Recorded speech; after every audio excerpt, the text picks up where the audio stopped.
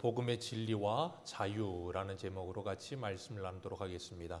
복음의 진리와 자유. 지난 시간에 사도 바울은 자신이 전한 복음이 사람에게서 배운 것도 받은 것도 아니고 예수 그리스도의 계시로 말미암아 자신이 그 말씀과 복음을 받아들이게 되었다 그랬어요. 그리고 예수를 믿기 전에 자신의 모습이 어떠했는지를 말하면서 그런 자신을 자신의 어머니 태서부터 하나님께서 택정하여 은혜로 부르셨다. 그리고 은혜로 부름받은 나는 예루살렘에 올라가 사람들을 만나지 않고 어디로 갔다 그랬어요? 아라비아 광야로 가서 3년 동안을 그곳에서 주님과 독대하며 하나님의 말씀을 배웠다 그랬어요. 그렇게 말씀을 배우고 그 말씀을 받은 바울이 어디로 가요? 예루살렘에 가서 거기서 15일 동안 있으면서 게바와 야고보 사도들과 교제하다가 거기서 어려움을 당해서 다시 자기 고향 다소로 이제 보내지게 됩니다. 그리고 고향 다소에 가서 사도 바울이 10년을 칩거 생활을 합니다. 사도행전에는 그 생활에 대해서 기록하고 있지 않아요. 사도 바울이 다소에 10년 동안 있으면서 뭘 했는지 제대로 알 수는 없지만 중요한 건 뭐냐면 이렇게 큰 계시와 은혜를 받았음에도 불구하고 하나님께서 바울을 다소 지역에 보내셨어요. 그리고 우리가 고린도후서 말씀을 찾아보면서 뭐라 그랬어요? 너무 큰 계시를 받았으므로 하나님께서 자고하지 않게 하기 위해 육체의 가시를 그에게 두셨다 그랬어요. 그리고 그 은혜로 약할 때 강함 되신 하나님의 은혜만을 바라보면서 신앙생활하게 하셨고, 그리고 사도 바울이 바나바를 통해서 10년이 지나고 난 후에 다소에 가서 바나바가 바울을 데리고 와서 안디옥에서 사역을 시작하게 됩니다. 그리고 거기서 1년 동안 사역하는 가운데 열매를 맺게 되죠. 안디옥 교회의 사람들이 주변 사람들로부터 그리스도인이라는 칭호를 받아요. 참 영광스러운 칭호를 받습니다. 그리고 사도 바울은 바나바와 함께 그 일이 있고 난 후에 1차 전도여행을 시작하죠. 그러면서 3차례에 걸쳐서 전도여행을 시작하는데 그때까지 사도 바울의 시간이 14년이 흘렀어요. 그러니까 바울이 주님을 처음 만나고 안디옥에서 사역을 하는 그런 일까지 그 시간이 14년의 시간이 지나갔다는 거예요. 참 금방 지나갑니다. 오늘 본문에서도 책에서 나오는 것처럼 이렇게 1장과 2장 사이에 14년 그랬는데 그냥 짧잖아요. 우리가 살아온 시간도 14년 굉장히 짧습니다. 제가 영종도에 온 지 14년입니다. 횟수로 세어보니까 벌써 횟수는 아니고 14년 됐더라고요. 31살에 와서 훌쩍 지나가더라고요. 순식간에 지나갑니다. 정말 빨리 지나가요. 그런데 사도 바울이 14년 지나고 나서 다시 예루살렘에 올라갔다는 거예요. 바울은 예루살렘에 5번 올라갑니다. 첫 번째는 그가 예수님을 만나고 아라비아에 있다가 사도행 이 갈라디아서 1장에 말하는 것처럼 아라비아에 있다가 18절에 말하는 것처럼 예루살렘에 올라가요. 그리고 두 번째는 예루살렘 교회가 어려움을 당했다는 소식을 듣고 안디옥 교회의 구제연금을 가지고 예루살렘에 가죠. 세 번째는 사도행전 15장에서 예루살렘 공회가 열렸을 때 찾아가서 믿음으로 구원을 받는다는 확증을 받기 위해서 예루살렘에 올라갑니다. 그리고 네 번째는 18장에서 사도행전 18장에서 그가 선교 사역을 마치고 보고하기 위해서 예루살렘에 올라가요. 그리고 마지막은 21장에서 3차 전도여행 다 끝내고 난 후에 예루살렘 올라갑니다. 바울은 무슨 사건이 있을 때마다, 그러니까 그가 전도여행을 끝나거나 무슨 사건이 있을 때마다 항상 예루살렘으로 가요. 누가 오라고 한 것도 아니에요. 스스로 가서 전도 보고를 하고 사역 보고를 하면서 예루살렘에 있는 사도들과 교제했어요. 그리고 자기가 전한 복음이 어떤 것인지를 그들에게 다시 쉐어하고 나누는 일이 있었습니다. 그렇게 사도 바울이 3차 전도여행까지 끝내고 그리고 예루살렘에 올라갔다 잡혀서 이제 로마로 가게 됐는데 오늘 본문의 2장에서는 바울이 세 번째 오직 믿음으로 구원받는다는 그 확증을 받기 위해서 예루살렘으로 올라가게 돼요. 왜 그런가 하면 이 갈라디아 지역의 교회에 오늘 본문 4절에 말하는 것처럼 4절 같이 한번 읽어볼까요? 시작.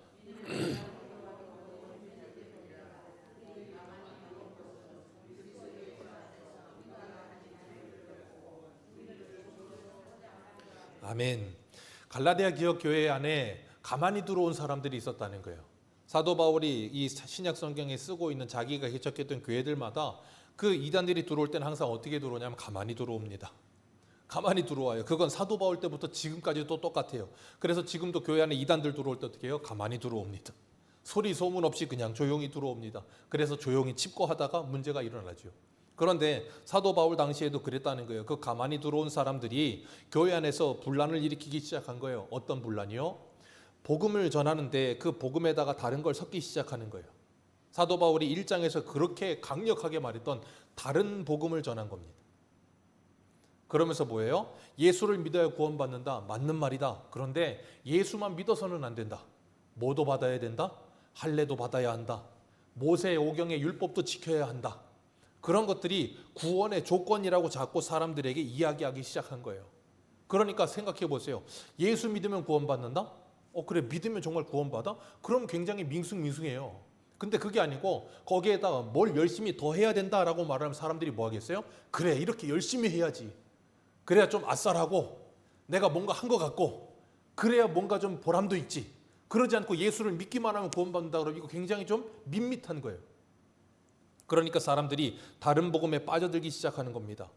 그래서 사도 바울이 그 잘못된 복음 때문에 얼마나 골마를 썩었는지 몰라요. 그리고 그들과 디도와 함께 엄청나게 싸웁니다. 그리고 결국에는 그 결론이 안 나서 그 갈라디아 지역 교회 성도들이 뭐 했는가 하면 바울과 바나바와 디도를 예루살렘에 보낸 거예요. 저 예루살렘에 지금 총회가 열렸는데 거기 가서 우리의 구원이 어떻게 이루어지는지를 확답을 받아달라는 거예요. 그래서 지금 이 문제가 아직 끝나지 않은 상태에서 바울이 올라간 거예요. 예루살렘으로. 그 확답을 받으려고. 그래서 1절 다시 보면 14년 후에 내가 누구와 누구를 데리고 그랬어요? 바나바와 함께 디도를 데리고 다시 예루살렘으로 올라갔다. 이 바나바는 사도 바울에게 있어서 굉장히 감사하고 고마운 사람입니다. 바울이 사역할 수 있도록 이끌어줬던 사람이고, 바울이 예루살렘에 올라갔을 때 사도들이 바울을 오해하니까 바울을 대변해줬던 사람이고, 참 성품적으로도 그렇고 믿음도 참 좋았던 사람이에요. 원래 이름은 요셉이에요. 근데 바나바라는 이 별명을 갖게 됐는데 그 뜻이 뭐냐면 위로의 아들이라는 뜻이에요. 이 바나바가 사람들을 얼마나 많이 위로했는지 사도행전 4장 37절 보면 이렇게 말을 해요. 그가 밭이 있음에 팔아 그 값을 가지고 사도들의 발 앞에 두니라. 그걸 왜 두겠어요? 어려운 이웃들에게 함께 나누기 위해서 구제하려고 그 일을 했던 거예요. 그러면서 구제하는 일과 함께 사람들을 위로하고 사람들을 긍휼히 여기는 마음을 가지고 사람들을 섬긴 거예요. 그래서 사도 바울도 긍휼히 여기는 마음으로 섬겼던 거고, 1차 전도여행 따라갔다가 도망간 자기 조카 마가도 바나바가 다시 끌고 와서 뭐예요? 다시 가르치죠. 그래서 나중에는 베드로가 마가를 뭐라 그래요? 자기의 영적 아들이라는 표현까지 씁니다. 그렇게 다시 세우는 역할을 바나바가 열심히 했던 사람이에요. 그러니까 바나바 하면 위로의 사람인가 동시에 사람을 중요하게 여기는 사람이었고 사람을 세울 줄 아는 사람이었어요. 사도 바울은 일 중심적인 사람이었다면 바나바는 사람 중심적인 사람이었어요. 자, 누가 더 좋은 사람일까요? 둘 다 좋은 사람이에요. 둘 다 좋은 사람이라고요. 누가 좋고 누가 안 좋은 게 없어요.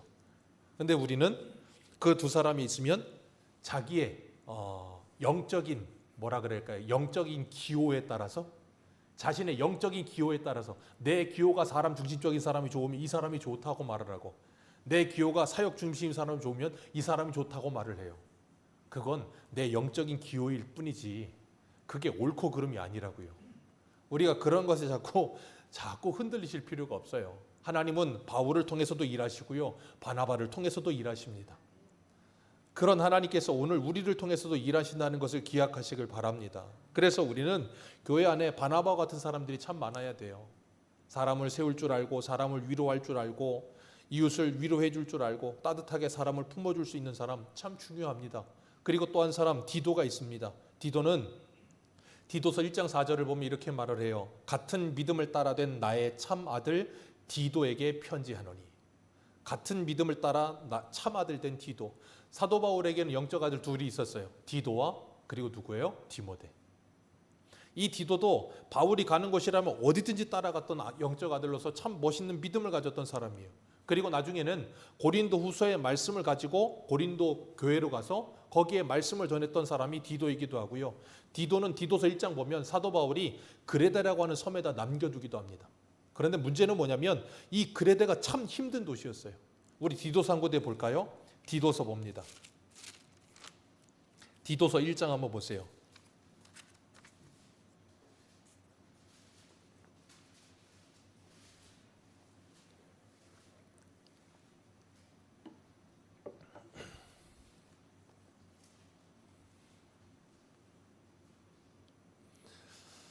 디도서 1장 12절 같이 읽겠습니다. 그레데 지역에 대해서 설명하는 거예요. 1장 12절 시작. 그레데인 중에 어떤 선지자가 말하되 그레데인들은 항상 거짓말쟁이이며 악한 짐승이며 배만 위하는 게으름뱅이라 하니 아멘. 자, 그레데 사람들에 대한 특징이에요. 항상 뭐 한다고요? 쉽게 말해 입만 열면 거짓말이에요. 그리고 또 하나가 뭐라고요? 악한 짐승이라. 그리고 또 하나가 뭐라고요? 배만 위하는 게으름뱅이라. 이런 사람들이 몰려있는 것이 그레데였어요.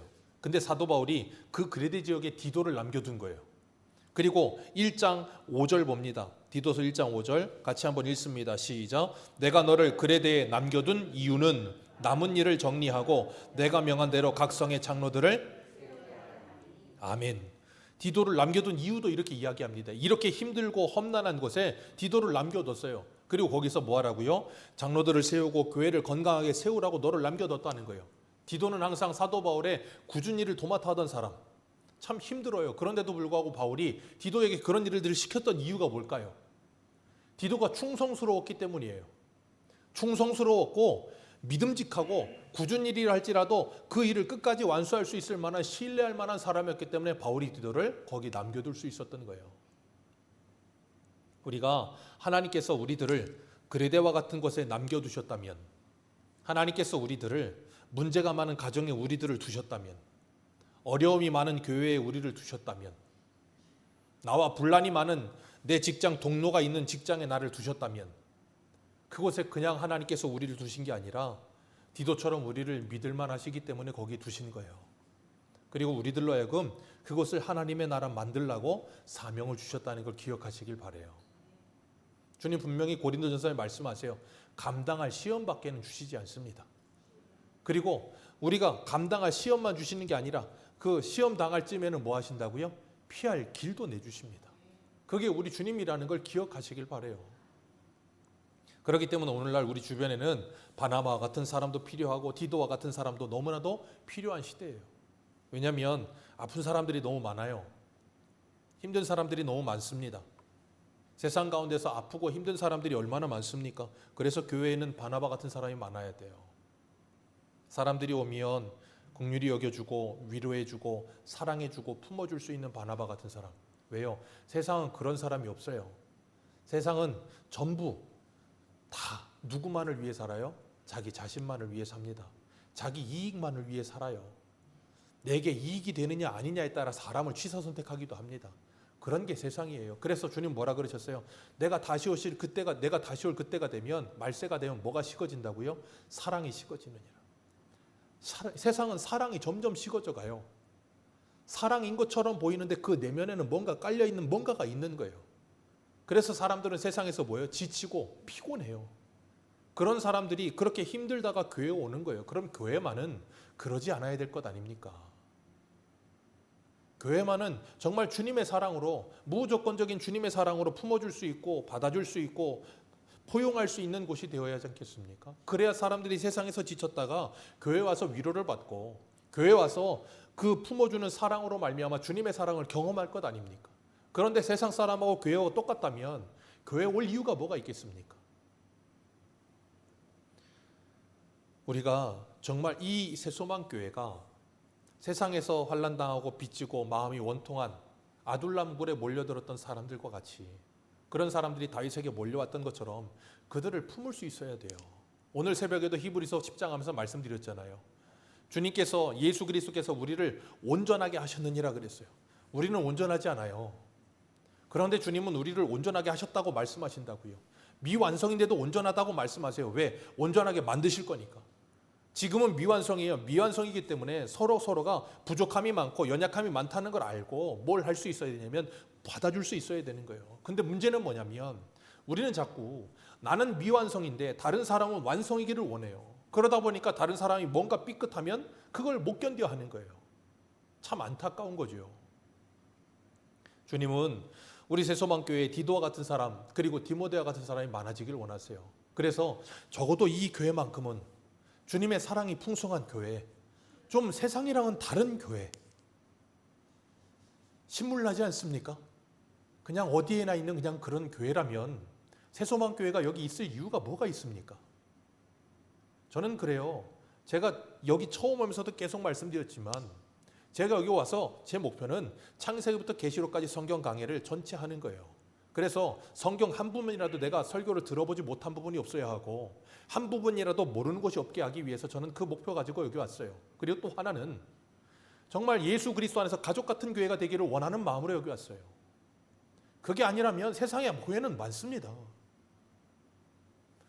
우리가 여기 뭐 하려고 모여 있겠어요? 우리가 정말 바나바와 같이 주님의 마음을 가지고 내 옆에 있는 지체들을 긍휼히 여길 줄 알고 위로할 줄 알고 품어줄 줄 아는 그런 사람이 있을 때 하나님은 이 교회를 기뻐하실 줄 믿습니다. 그리고 디도와 같은 충성스럽고 믿음직스러운 사람들이 이 교회에 있을 때 하나님께서는 이 교회를 기뻐하실 줄 믿습니다. 오늘 2절을 보면 사도 바울이 이렇게 말해요. 계시를 따라 올라가 그랬어요. 바울은 사도행전에서 전도여행 다닐 때 계시를 따라라는 표현을 많이 쓰지 않습니다. 그런데 오늘 본문에서는 계시를 따라서 내가 예루살렘으로 올라갔다는 거예요.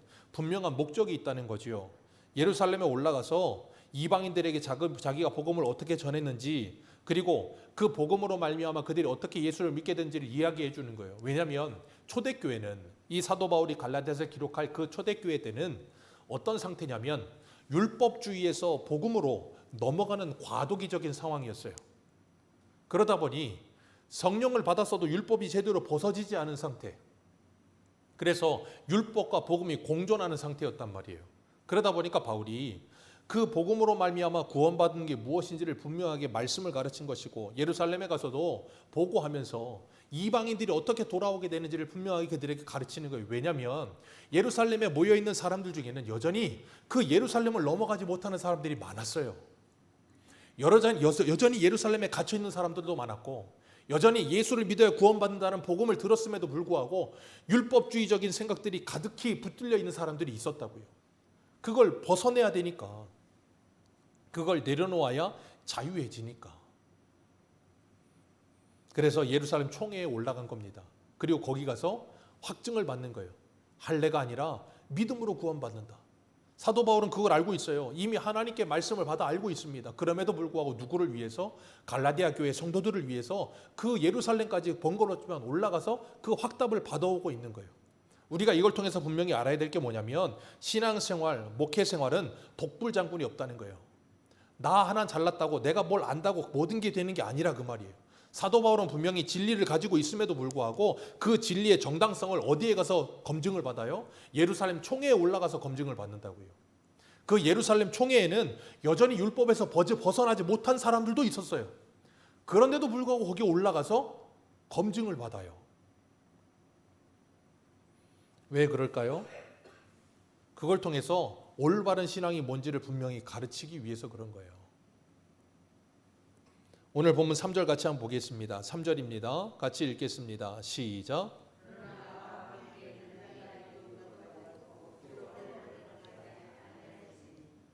아멘. 나와 함께 있는 헬라인 디도까지도 억지로 할례를 받지 않게 하였다. 사도 바울에게 있어서 할례는 아무 의미가 없습니다. 할례를 받아도 받지 않아도 아무 문제가 없는 거였어요. 근데 바울은 여기서 억지로 할례를 받지 않게 하였다라고 말을 해요. 왜요? 할례는 어디에다 하는 거예요? 우리 몸에 하는 게 아니라 마음에 하는 거라고 주님이 말씀하셨어요.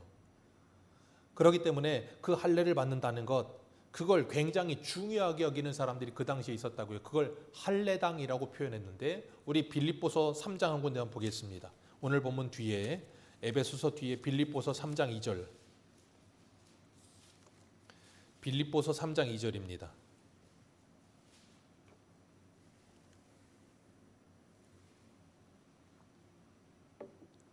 빌립보서 3장 2절.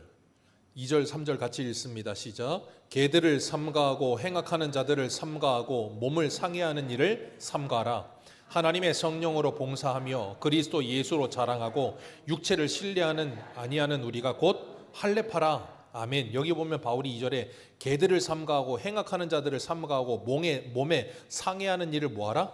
삼가하라. 그 말은 뭐예요? 할례하지 말라 그 말이에요. 그러면서 갈라디아서 6장 오늘 본문 6장에는 이렇게 말을 해요. 갈라디아서 6장 12절 같이 한번 봅니다. 갈라디아서 6장 12절. 갈라디아서 6장 12절에서 15절까지 읽습니다. 시작. 무릇 육체의 모양을 내려 하는 자들이 억지로 너희에게 할례를 받게 함은 그들이 그리스도의 십자가로 말미암아 박해를 면하려 함뿐이라. 할례를 받은 그들이라도 스스로 율법을 지키지 아니하고 너희에게 할례를 받게 하려는 것은 그들이 너희의 육체로 자랑하려 함이라.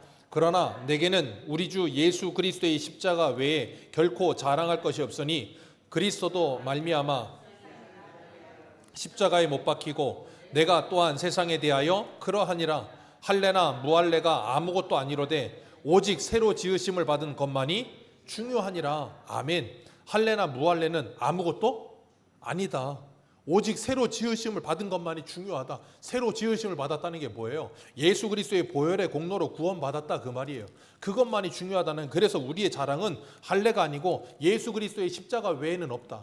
그런데 그 육체의 상처를 내는 할례하는 것을 또 뭘로 자랑한다고요? 자랑으로 여긴다는 거예요. 아니 그게 무슨 자랑입니까? 그런데 그걸 자랑이라고 생각하는 사람들도 있더라는 거예요. 얼마나 유치합니까? 근데 사람들이 한 곳에 몰두하잖아요. 그럼 그걸 자랑하고 있는 걸 자랑스럽게 여겨요. 되게 유치한 건데. 왜 그래요? 거기에 집중되어 있으니까요. 거기에 집착하니까요. 할례에. 바울은 할례에 집착하지 않습니다. 할례나 무할례가 아무것도 아니다. 그러면서 빌립보서에는 너희들은 할례하지 말아라 그렇게도 말했다고요. 그러면서 오늘 본문 5절에 뭐래요? 이렇게 말해요. 5절 같이 읽습니다. 시작. 그들에게 우리가 한시도 복종하지 아니하였으니 이는 복음의 진리가 항상 너희 가운데 있게 하려 함이라. 그래서 나는 한시도 그들에게 복종하지 않았고 그들과 계속해서 싸웠다. 뭐 때문에요? 할례가 구원의 조건이 아니라는 걸 분명하게 하기 위해서. 그게 누구를 위한 거라고요? 너희를 위하여. 그렇게 말하고 있는 거예요. 바울은 디도에게 억지로 할례하지 말아라. 빌립보에서도 할례하지 말아라 그랬어요. 근데 사도행전 16장에 보면 디모데를 만날 땐 이렇게 말을 해요. 사도행전 16장 1절 바울이 더베와 루스드라에서 이름에 거기 디모데라는 제자가 있으니 그 어머니는 믿는 유대 여자요 아버지는 헬라인이라.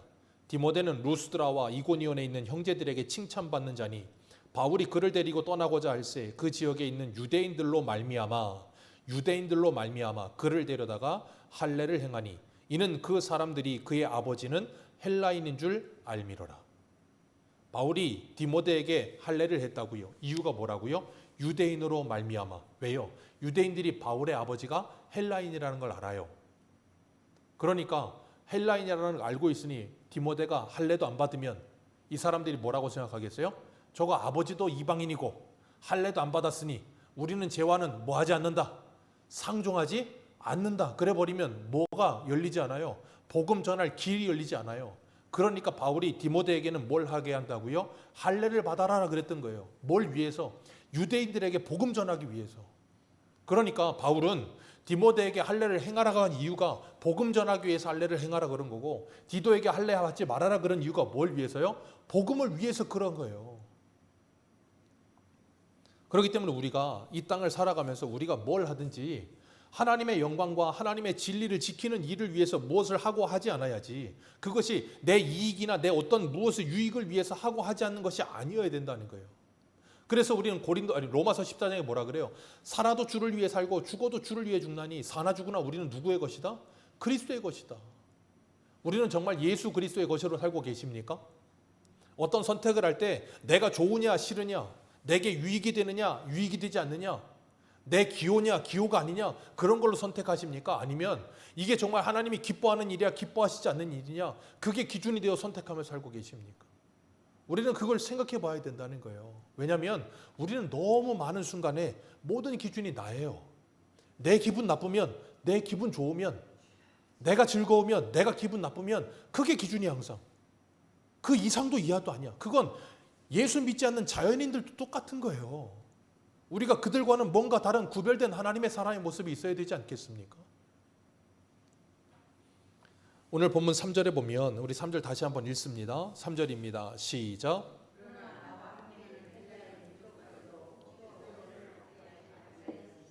아멘. 억지로 할례를 받지 않게 하였다. 왜요? 그들이 누구냐면 할례를 행해야 구원받는다고 말하는 그들이 그리스도 예수 안에서 우리가 가진 자유를 엿보고 우리를 종삼으려고 했기 때문이다. 그래서 우리는 너희들을 위하여 그 일을 하지 않았다라고 이야기하고 있는 거예요. 여러분 기억하세요. 할례는 구원의 조건이 아닙니다. 할례는 구원의 조건이 아니에요.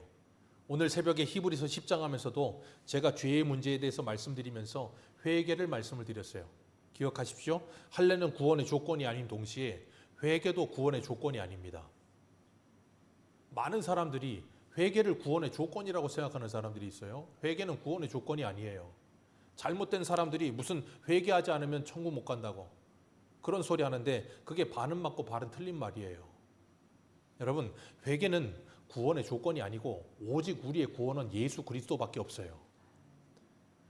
예수 그리스도 외에 어떤 것도 구원의 조건이 없습니다. 우리는 예수 그리스도를 믿음으로 구원받아요. 그리고 구원받은 사람은 반드시 내 안에 성령이 임재하시기 때문에 그 성령을 우리는 지혜의 영이라고 부르기도 하고 회개의 영이라고 부르기도 해요. 그래서 우리는 뭐예요? 회개하게 되는 거예요. 왜? 성령께서 우리를 모든 말씀으로 가르치시면서 책망하신다고요. 그래서 우리 안에서 성령의 소리가 들리기 때문에 우리가 그 소리 때문에 뭐 하게 되냐면 회개할 수밖에 없게 되는 거예요. 그래서 기억하세요. 회개는 내가 하는 게 아니에요. 우리 한 군데 볼까요? 예레미야 예가 3장 한번 보세요. 예레미야 예가 3장. 예레미야 예가 3장. 예레미야 예가 5장입니다. 예레미야 예가 5장 21절.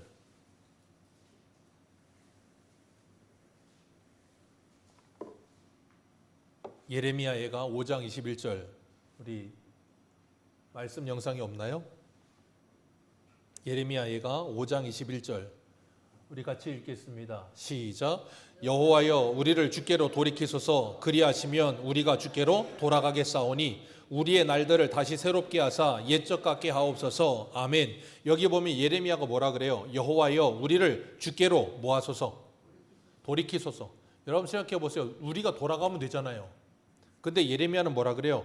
여호와여 주께서 우리를 돌이켜달라고 말을 해요. 그러면 우리가 주께로 돌아가겠나이다라고 말을 합니다. 왜 그런가 하면 회개는 우리의 지, 정, 의, 전인의 변화가 일어나야 회개예요. 그 말은 뭐냐면 우리가 주님의 말씀을 들었어요. 그러면 그 말씀을 듣고 내 모습을 보면서 이 율법으로 말미암아 율법은 무슨 기능을 한다 그랬어요. 로마 3장에. 우리의 죄를 깨닫게 한다 그랬어요. 그럼 죄를 깨달으면 우리는 뭐 하게 돼 있습니까? 이게 정말 죄라는 걸 깨달으면 지식적으로 깨달았어요. 그럼 감정적으로 뭐 합니까? 그 죄를 싫어하는 감정이 생겨야 되는 거예요. 그리고 의지적으로 뭐 하냐면 그 죄로부터 돌이키게 되는 거예요. 그 지정의의 변화가 일어나는 걸 회개라고 하는 거예요. 그런데 지식적으로 죄라는 걸 깨달아도 그게 내게 감정적으로 와닿질 않고 의지적인 변화가 일어나지 않는 건 왜 그러냐면 성령의 감동하심이 없기 때문에 그런 거예요. 그래서 회개는 내가 할 수 있는 게 아니라고요. 내가 하는 건 반성은 할 수 있어요. 잘못됐지. 근데 그걸 정말로 그 죄 때문에 예수님이 십자가에 죽으셨다는 게 정말로 깨달아져서 감정적으로 하나님 앞에 이 죄가 얼마나 큰 죄인지를 깨닫고 통해 자복하는 마음을 가지고 하나님께 엎드리는 사람이 되는 건 성령의 역사가 아니고는 불가능한 거예요. 그래서 회개는 구원의 조건이 아닌 동시에 하나님의 은혜로 하는 거예요. 그래서 구원받은 백성만이 회개합니다. 구원받지 않은 사람은 절대 회개 못합니다. 그래서 할례도 구원의 조건이 아니고요. 회개도 구원의 조건은 아니에요. 오직 예수 그리스도만이 우리의 구원의 조건이에요. 그렇기 때문에 이 할례든 어떤 다른 이 율법 지킴이든 그 모든 것들은 비진리란 말이에요. 진리는 뭐가 진리예요? 예수 그리스도요. 내가 곧 길이요 진리요 생명이니 예수 그리스도만이 진리라고요. 그런데 많은 사람들이 비진리에 쓸데없는 비진리에 목숨을 거는 경우가 너무 많아요. 진리의 목숨을 걸어야 되는데 사도 바울은 진리를 위해서라면 자기 목숨도 걸었던 사람이에요. 그런데 비진리의 것에는 얼마든지 타협할 수 있고 양보할 수 있고 손해볼 수 있어야 되는 게 정상이에요. 왜? 비진리니까. 그게 중요하지 않으니까. 그런데 비진리를 붙들고 거기에 목숨 거는 사람들이 있더라는 거예요. 얼마나 안타깝습니까? 오늘날에도 그런 사람들 너무 많아요.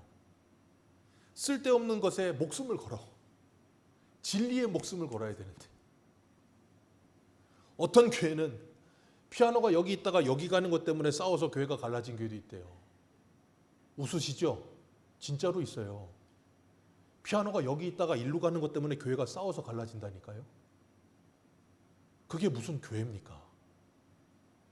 그게 진리입니까? 교회가 여기 있으면, 피아노가 여기 있으면 안 되고 저기 있으면 안 됩니까? 그런데 그것 때문에 싸운다니까요. 우리가 얼마나 신앙을 엉터리로 신앙생활하는지 몰라요. 진리에 목숨을 걸고 싸워야 되는데 진리에는 목숨을 안 걸어. 근데 비진리에는 목숨을 걸어. 진리는 어떻게 되든지 말든지 신경도 안 써. 왜 그래요? 진리가 가치 있다고 생각하지 않으니까 그런 거예요. 그러니까 쓸데없는 비진리에 목숨을 거는 거예요. 사소한 것에. 오늘 본문 4절을 보면 4절 다시 한번 읽습니다. 시작. 이는 가만히 들어온 거짓 형제들 때문이라. 그들이 가만히 들어온 것은 그리스도 예수 안에서 우리가 가진 자유를 엿보고 우리를 가만히 들어오는 이단들의 특징 뭐예요? 사람 종사하려고 합니다. 이단들의 특징이 뭐라고요? 우리나라에 이단이 많아요. 우리나라에 제가 신학교 때만 해도 예수님이 63명이셨어요. 근데 아마 지금 더 늘어나셨을 거예요. 예수님이. 하나님도 계시고 성령님도 계시고 우리나라에 굉장히 많으신데 그 모든 이단들의 공통점이 뭐냐면 사람 종삼아요. 교주들 그래서 전부 뭐예요? 자기 따르는 신도들을 다 자기 종 삼아가지고 자기가 모든 걸 좌우지하잖아요. 절대 권력은 제가 주일 저녁에 뭐라 그랬어? 다윗은 절대 권력은 절대 부패하게 되어 있습니다. 그게 모든 이단의 공통점이에요. 사람을 어떻게든지 자기 종 삼으려는 사람들. 주님은 분명히 말씀하세요. 너희는 사람의 종이 되지 말라 그러셨어요. 고린도후서 7장에 보면 23절 이렇게 말해요. 너희는 값으로 사신 것이니 사람의 종이 되지 말라. 형제들아 너희는 각각 부르심을 받은 그대로 하나님과 함께 구하라. 사람의 종이 되지 말고 하나님의 종이 되라는 거예요. 그런데 이단들은 끊임없이 사람을 종 삼으려고 그래요. 이단만 그런 게 아니에요. 그 이단이라 하면 메이커 이단, 이름 있는 이단들만 사람을 종 삼으려는 게 아니라 이단이 아닌 사람들도 사람을 종 삼으려고 해요. 우리 한 군데 보겠습니다. 사도행전 20장 보세요. 사도행전 20장 30절. 사도행전 20장 30절입니다.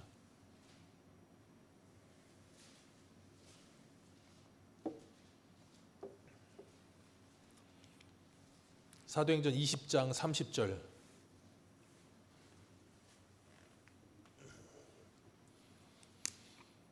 같이 읽겠습니다. 시작. 또한 여러분 중에서도 제자들을 끌어 자기를 따르게 하려고 어그러진 말을 하는 사람들이 일어날 줄을 내가 아노라. 아멘. 그 위에 29절을 보면 내가 떠난 후에 사나운 이리가 여러분에게 들어와서 그 양떼를 아끼지 아니하며. 그 사나운 이리가 뭐냐면 이단을 말하는 거예요. 오늘 본문에 가만히 들어온 거짓 형제들, 메이커 이단들, 그들이 사람들을 자기 종 삼으려고 하고 그들뿐 아니라 교회 안에서도 여러분 중에서도 제자들을 이끌어 누구를 따르게, 예수 그리스도를 따르는 게 아니라 자기를 따르게 하려는 사람들이 나타날 거라는 거예요. 요한 3서에 보면 우리 요한 3서도 한번 가볼까요? 요한 3서 9절입니다. 요한 3서 9절. 계시록 앞에 유다서 앞에 요한 3서입니다. 요한 3서 9절 10절 2절입니다. 같이 읽겠습니다. 시작. 내가 두어 자를 교회에 썼으나 그들 중에 으뜸이 되기를 좋아하는 디오드레베가 우리를 맞아들이지도 아니하니 그러므로 내가 가면 그 행한 일을 잊지 아니하리라. 그가 악한 말로 우리를 비방하고도 오히려 부족하여 형제들을 맞아들이지도 아니하고 맞아들이고자 하는 자를 금하여 교회에서. 이 디오드레베가 누구예요? 사도행전 20장 30절에 말하는 너희 중에서 거짓말로 너희들을 자기를 따르게 하려는 사람들이에요. 그래서 뭐 하려고요? 교회를 장악하여 자기들이 모든 것을 좌우지하려는 사람들. 그래서 바른 걸 행하는 사람들을 뭐 하는 사람들? 내쫓는 사람들. 그들이 이단과 똑같은 모습으로 그 일을 하고 있는 거예요. 그 메이커 이단은 아니라 할지라도 얼마든지 그럴 수 있다는 거예요. 그렇기 때문에 뭐 하라고요? 오늘 본문 5절에 같이 읽습니다. 시작. 그들에게 우리가 한시도 복종하지 아니하였으니 이는 복음의 진리가 항상 너희 가운데 있게 하려. 왜 항상 그들과 싸우고 복종하지 않았다고요? 복음의 진리가 성도들 안에 그대로 남아있게 하기 위해서. 복음 안에서 자유함을 누리며 그 진리 안에서 자유함을 누리게 하기 위해서. 여러분, 복음 안에서 진리를 알고 자유를 누리는 사람은 언제 어디서든지 주님을 위한 마음으로 살아갈 수 있어요. 이 물은 동그란 컵에 담으면 동그래지지만 세모난 컵에 담으면 세모내집니다. 네모난 컵에 담으면 네모내져요. 그럼 이 물은 어떤 모양으로 있던 물이죠. 예, 그게 진리 안에 자유한 사람의 모습이에요. 우리 한 군데만 마지막으로 봅니다. 고린도전서 9장 보세요. 고린도전서 9장 19절. 고린도전서 9장 19절.